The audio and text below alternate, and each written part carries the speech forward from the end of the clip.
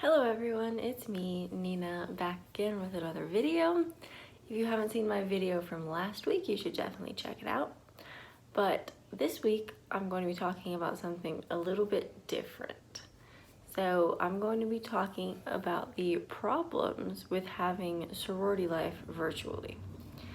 So, a lot of the times, sororities, everything we do is in person because sororities are all about making friends, right? Well, when you're virtual, it's definitely harder to make those friends and make those connections because you hardly ever see each other in person. So definitely the number one problem is for me, since a lot of the times our virtual things I can't attend because I have work or I have class, I definitely don't interact with the girls nearly as often as some of the other ones, so I have not made those connections just yet. But in chapter on Sunday last week, our president of the chapter was getting on to all of the new members because we haven't necessarily been taking the whole virtual chapter seriously. So she was mostly alluding to a service and giving event we did where a girl from CPC made a whole Zoom video. We had activities planned and a lot of the girls were goofing off during the videos. I mean, I don't necessarily know what happened because I was working, but based on what the service and giving chair was telling us, she said that a lot of the girls were eating during the video or they were driving.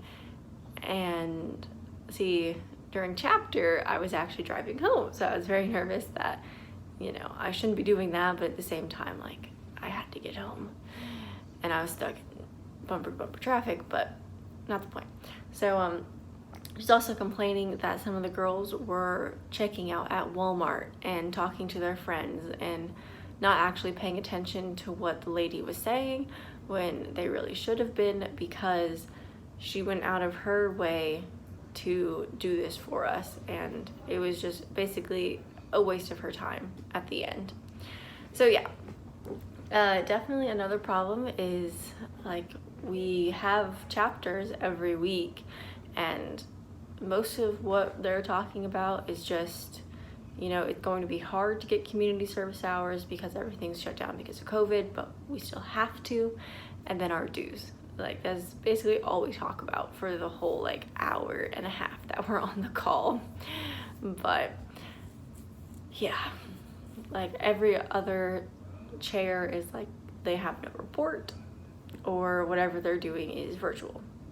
And yeah, I also feel virtually it's a lot harder to remember all of the dates for things, because there's been multiple times where they tell us something in chapter and I'm very aware of it, I remember, but then by the time the event comes, I have already forgotten.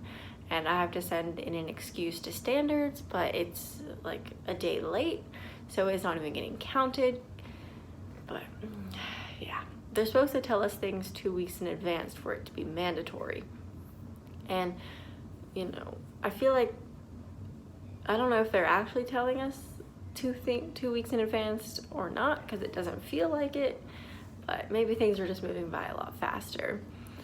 But yeah, so far we haven't really done anything in person other than Big Little reveal, and we did that in person but in smaller groups, so it was only 6 girls at a time would go through reveal, and some actually had virtual reveal because they were exposed to COVID or they didn't keep up with the COVID guidelines.